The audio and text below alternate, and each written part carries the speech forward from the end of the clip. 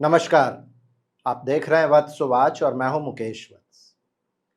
Friends, Bihar चुनावों की सरगर्मियां शुरू हो गई हैं और बहुत सारे लोगों का बिहार चुनावों के विषय में प्रश्न भी था कि इन चुनावों में क्या होगा। 2020 में जब बिहार चुनाव हुए थे उस समय भी मेरा प्रेडिक्शन सही हुआ था, जबकि सारे न्यूज़ चैनल और एक्सपर्ट्स कह रहे थे कि तेजस्वी यादव जीतेंगे। उस समय का प्रेडिक्शन था कि नीतीश कुमार फिर से मुख्यमंत्री बनेंगे, नीतीश कुमार बीच में पलटी मारेंगे, इसका भी प्रेडिक्शन था 2020 का। आज के इस वीडियो में इस बात की समीक्षा होगी कि क्या इन चुनावों में कोई बड़ा उलटफेर होगा, नीतीश कुमार की स्थिति क्या होगी, एनडीए की स्थिति क्या होगी, तेजस्वी यादव एंड टीम कैसा करेंगे। इन चीज़ों के विषय में बात करेंगे। छोटा सा वीडियो है, इंपॉर्टेंट वीडियो है, ज़्यादा एस्ट्रोलॉजिकल डिटेल्स में नहीं जाऊँगा। वीडियो को अंत तक अवश्य देखिएगा। मेरे कंटेंट यदि आपको अच्छे लगते हैं तो मेरे चैनल को सब्सक्राइब कर लीजिएगा और बगल वाले बेल आइकन को भी दबा लीजिएगा ताकि मेरे वीडियोज़ के नोटिफिकेशंस आपको समय पर मिलते रहेंगे। फ्रेंड्स, मैंने बिहार चुनाव पर ऑलरेडी आपको समय से पहले 2 वीडियो दिया हुआ है। एक मार्च में मैंने वीडियो दिया था जिसमें मैंने ये कहा था कि इस बार बिहार एवं बंगाल के चुनावों में बंटोगे तो कटोगे नारा खूब चलेगा। ये मार्च का वीडियो था। 3 महीना पहले तेजस्वी यादव से संबंधित एक वीडियो मैंने दिया था कि आगे का उनका भविष्य किस तरीके का है। दोनों वीडियोस का लिंक मैं डिस्क्रिप्शन में दे दूंगा। उन वीडियोस को आप देखेंगे तो और भी चीजें आपको समझ में आएंगी। आज के इस वीडियो में जिस समय में चुनावों की घोषणा हुई उस समय की कुंडली, तेजस्वी यादव की कुंडली, नीतीश कुमार की उपलब्ध कुंडली, बिहार की कुंडली, भारतीय जनता पार्टी की कुंडली, ऐसे तमाम कुंडलियों को देखकर मैं एक ज्योतिषीय समीक्षा करूंगा और सबसे इंपॉर्टेंट उसमें है जिस समय में चुनावों की घोषणा हुई थी। 6 अक्टूबर को चुनावों की घोषणा हुई थी। उस समय की कुंडली मैं आपको स्क्रीन पर दे रहा हूं। आप इसको यदि देखिएगा तो धनिष्ठा नक्षत्र राइजिंग है, सेकंड में राहु है, थर्ड में वक्री शनि, उत्तरा भाद्रपद में चंद्रमा, 8th हाउस में शुक्र एवं केतु, बहुत इंपॉर्टेंट, 6th हाउस में जुपिटर, 9th हाउस में हस्त नक्षत्र में सूर्य, 10th हाउस में मंगल एवं बुध। फ्रेंड्स, ये जो कुंडली है ये बहुत इंपॉर्टेंट कुंडली है। तेजस्वी यादव वाले वीडियो में भी मैंने कहा था कि जिस समय चुनावों की घोषणा होगी उस समय में आप लोगों को एक वीडियो दूंगा। अब सबसे पहले देख लेते हैं चुनाव आयोग के लिए ये इलेक्शंस बहुत ज्यादा त्रास देने वाला, मेंटल टेंशन्स देने वाला इलेक्शन होगा। धनिष्ठा नक्षत्र राइजिंग है, धनिष्ठा के स्वामी मंगल 10th में है, लेकिन इस कुंडली के लिए अच्छे प्लैनेट नहीं है। पूरे कंट्रोल में चुनाव आयोग इन चुनावों को लीड तो करेगी, लेकिन शनि एवं चंद्रमा जो साथ में है 3rd हाउस में, ये बताता है कि चुनाव आयोग कुछ और करना चाहती थी, लेकिन राजनीतिक दलों के दबाव की वजह से और समय की मर्यादा को देखते हुए चुनाव आयोग ने कुछ ऐसे डिसीजंस लिए हैं जो उनको स्वयं को पसंद नहीं है। अब फॉर एग्जाम्पल ऐसा हो सकता है कि वो 2 चरणों में चुनाव नहीं कराकर कुछ ज्यादा समय चाहते थे, लेकिन राजनीतिक मजबूरियों की वजह से और हो सकता है कि जो इस समय में छठ का त्योहार आ रहा है इनकी वजह से, विधानसभा की जो अवधि होती है उसके वजह से उनको एक कॉम्प्रोमाइज करना पड़ा हो। इस कुंडली को देखकर स्पष्ट है कि चुनाव आयोग के लिए ये लोहे के चने चबाने जैसा चुनाव होगा। धनिष्ठा नक्षत्र राइजिंग है। धनिष्ठा वर्ल्डली अफेयर्स के लिए, अचीवमेंट्स के लिए बहुत अच्छा नक्षत्र है। इष्ट धन की प्राप्ति के लिए धनिष्ठा बहुत अच्छा है, लेकिन धनिष्ठा नक्षत्र अंदर से खोखला होता है और धनिष्ठा नक्षत्र विवाह, पार्टनरशिप वगैरह के लिए बहुत अच्छा नक्षत्र नहीं माना जाता। भगवान राम की कुंडली में भी आप लोगों ने सुना होगा 7th हाउस में मंगल में धनिष्ठा है, उनको वैवाहिक चुनौतियों का सामना बहुत करना पड़ा था। माँ सीता के साथ उनके संबंध जो थे उसमें कई चुनौतियां शुरू से लेकर अंत तक आई। तो इन चुनावों में राजनीतिक दलों को, चाहे वो जिस भी धड़े के हों, अपने पार्टनरशिप्स को मैनेज करने में बहुत परेशानी होगी। चाहे वो तेजस्वी यादव, कांग्रेस, कम्युनिस्ट ये सब हों, या फिर एनडीए और जनता दल यूनाइटेड और चिराग पासवान, दोनों ही पक्षों को पार्टनरशिप्स मैनेज करने में बहुत परेशानियां होंगी। बहुत सारी चीज़ें हम लोगों को बाहर नहीं दिखेंगी, लेकिन अंदर अंदर बहुत दिक्कतें होंगी और चुनाव परिणामों पर भी इसका प्रभाव पड़ेगा। सेकंड, राहु फैमिली के भाव में सेकंड हाउस में है, क्या होगा? और पूर्वा भाद्रपद नक्षत्र में है। फैमिली ओरिएंटेड पार्टीज को बहुत चुनौतियों का सामना करना पड़ेगा। चिराग पासवान की पार्टी है, तेजस्वी यादव की पार्टी है, और भी बहुत सारे लोग अपने पुत्र को, अपने नाती पोता को चुनावों में खड़ा करेंगे। ऐसे तमाम लोगों को बहुत दिक्कतें आएंगी और चुनाव के परिणाम ऐसे लोगों के लिए बहुत अच्छा नहीं होगा। राहु एवं शनि दोनों ही पूर्वा भाद्रपद में हैं। पूर्वा भाद्रपद एक बहुत ही डिफिकल्ट नक्षत्र है, इंटेंस है, इसमें सीक्रेटिवनेस है, इसमें धोखा है, इसमें वायलेंस है, इसमें नशा है, स्मगलिंग है ना, पोर्नोग्राफी, हर गलत चीज को पूर्वा भाद्रपद रिप्रेजेंट करता है। पूर्वा भाद्रपद डेथ को रिप्रेजेंट करता है। इन चुनावों में ऐसी तमाम चीजें सक्रिय होंगी। गलत तरीके के लोग बहुत ज्यादा एक्टिव होंगे। आप बोलेंगे कि गलत तरीके के लोग तो हर चुनाव में एक्टिव होते हैं, लेकिन इन चुनावों में कुछ ज्यादा ही होंगे। थर्ड हाउस में शनि वक्री हैं, लग्न के स्वामी हैं। सत्ता पक्ष के लोगों के लिए ये चुनाव एक नाइटमेयर होगा, उलटफेर होने की संभावना है।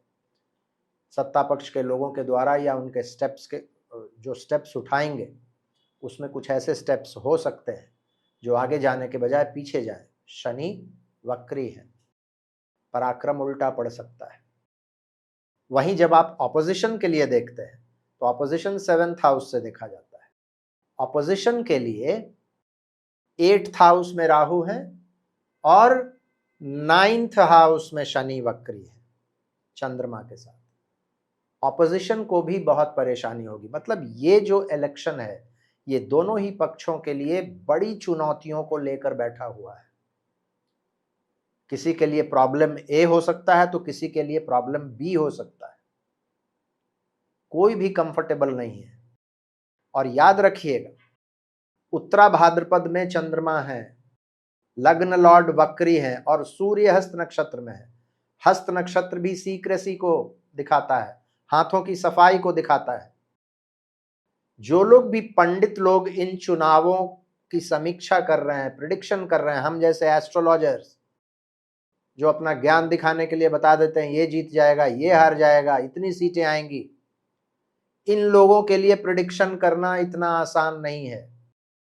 प्रिडिक्शन आप कर रहे हैं तो समझ लीजिएगा बहुत जोखिम भरा काम है। मैं भी अभी वही कर रहा हूं। अप्रत्याशित परिणाम देने वाले इलेक्शंस ये हो सकते हैं।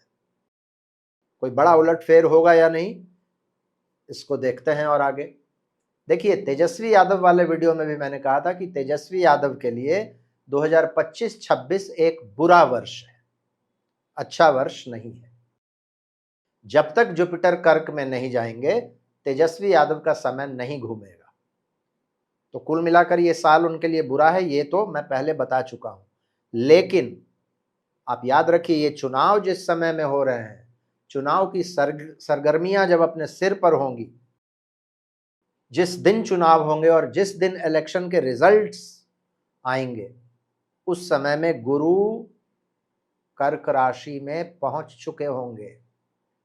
यानी कि ये जो 47-48 दिन का समय है, ये तेजस्वी यादव के लिए समय बढ़िया है। So Tejashwi Yadav will do very well, ये आप मान कर चलिए। परिणाम जो भी आए उसके बारे में भी मैं बताऊंगा, लेकिन एक बात तय है कि Tejashwi Yadav will do very well. उनकी पार्टी अच्छा चुनाव लड़ेगी और अच्छे सीट्स आएंगे उनको। लेकिन नीतीश कुमार को जो लोग राइट ऑफ कर रहे हैं कि नीतीश कुमार खत्म हो गए, अब उनकी कोई साख नहीं है, कुछ नहीं है, Nitish Kumar will make a comeback. इस चुनाव के बाद एक चीज नीतीश कुमार साबित कर देंगे कि आप बिहार में मुझे राइट ऑफ नहीं कर सकते। अब इसका यह मतलब नहीं है कि अकेले नीतीश कुमार को 100 सीटें आ जाएंगी, लेकिन पिछले बार जो शायद 40-42 पर सिमट गए थे, वैसा भी नहीं होगा, स्ट्राइक रेट उनका बेहतर होगा। पार्टनरशिप्स की चुनौतियां मैंने पहले ही बताई आपको। ऑपोजिशन का कोई एक बड़ा लीडर, यानी कि तेजस्वी यादव के पक्ष का कोई बड़ा लीडर, वो राहुल गांधी भी हो सकते हैं और भी कोई बड़ा लीडर हो सकता है आरजेडी का या कांग्रेस का या कम्युनिस्ट का, वो कुछ ऐसा बोल देंगे या ऐसा कर देंगे या कुछ ऐसा एजेंडा सेट करने का प्रयास करेंगे कि उन लोगों के लिए ये बहुत मुश्किल क्रिएट कर सकता है और वो एक डिसाइडिंग फैक्टर हो सकता है। प्रशांत किशोर के विषय में लोग कह रहे थे कि he will be a giant killer. Prashant Kishor no doubt इस चुनाव के पहले एटलीस्ट वो बहुत लाइमलाइट में रहे हैं, बहुत मेहनत उन्होंने किया है, बहुत सारे लोगों से वो मिले हैं। He has been able to create a wave in Bihar. एक आप जब ग्राउंड पर जाइएगा तो उनका असर दिखता है। मैं अभी कुछ दिन पहले बिहार में था, जुलाई में मैं बिहार गया था। चुनावों की घोषणा नहीं हुई थी, लेकिन प्रशांत किशोर का प्रेजेंस मैं देख पा रहा था। लेकिन क्या प्रशांत किशोर बहुत बड़ा हवा क्रिएट कर देंगे या बहुत ज़्यादा सीट ले आएंगे, ऐसा मुझे नहीं दिख रहा है। हाँ, वोट्स उनको कुछ मिलेंगे और दोनों ही पक्ष को वो डैमेज करेंगे, एनडीए को ज़्यादा डैमेज करेंगे, शायद 1-2 सीट भी जीत जाएं, लेकिन बहुत बड़ा कोई प्रभाव उनका होगा ऐसा मुझे नहीं दिखता है। तो फिर आप लोग कहिएगा तो फिर जीतेगा कौन? तेजस्वी भी अच्छा करेंगे, नीतीश भी अच्छा करेंगे, दोनों के पार्टनर्स प्रॉब्लम क्रिएट करेंगे, प्रशांत किशोर भी अच्छा नहीं करेंगे, तो आखिर जीतेगा कौन? देखिए फ्रेंड्स, ये जो कुंडली बन रहा है जिस समय में चुनावों की घोषणा हुई है, ये सत्ता पक्ष के लोगों के फेवर में थोड़ा सा जाता हुआ दिख रहा है। यानी कि येन केन प्रकारेण किसी भी तरीके से इन लोगों को अपर हैंड इन चुनावों में मिलेगा और ये लोग पुनः सत्ता में आएंगे, इसकी पूरी संभावना दिखती है। तेजस्वी यादव अच्छा करेंगे, लेकिन अपने पार्टनर्स के वजह से वो फिनिशिंग लाइन को टच नहीं कर पाएंगे। तेजस्वी यादव काफी करीब पहुंच जाएंगे, लेकिन सत्ता में शायद नहीं आ पाए। मैंने पहले जो तेजस्वी यादव का वीडियो दिया था उसमें कहा था कि लालू यादव को यदि प्राकृतिक या अप्राकृतिक रूप से इन चुनावों के बीच में यदि कुछ हो गया या बीजेपी एनडीए वालों ने लालू यादव को ज्यादा टारगेट किया, तो तेजस्वी यादव जीत भी सकते हैं। ये मैंने कहा था, आप उस वीडियो को जाकर देखिए। उस पर मैं अभी भी कायम हूं, क्योंकि उलटफेर होने की जो संभावना दिखती है इस कुंडली में, जिसका मैं जिक्र कर चुका हूं, उसमें एक सीन ऐसा दिखता है कि कोई बड़ा उलटफेर हो सकता है और उसका संभावित कारण ये हो सकता है। तो कुल मिलाकर बीजेपी और एनडीए के लिए ये चुनाव प्लस में दिख रहा है। एक और राउंड वीडियो का बनेगा जब प्रमुख नेता अपना अपना नामांकन दाखिल करेंगे, वो बहुत इंपॉर्टेंट होता है।